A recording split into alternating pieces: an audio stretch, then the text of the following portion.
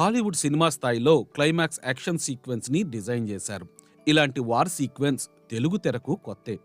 Climax లో ఒక surprise ఉంది. మంచుకొండల్లో హనుమాన్ పాత్రని ఆవిష్కరించిన విధానం, ఈ కథను ఒక మార్వల్ సిరీస్ లా రూపొందించాలన్న దర్శకుడి ప్రణాళిక క్లైమాక్స్ లో అర్థమవుతుంది. హనుమాన్ కథకు సరైన ముగింపు ఆశిస్తే కొంచెం నిరాశ చెందవచ్చు.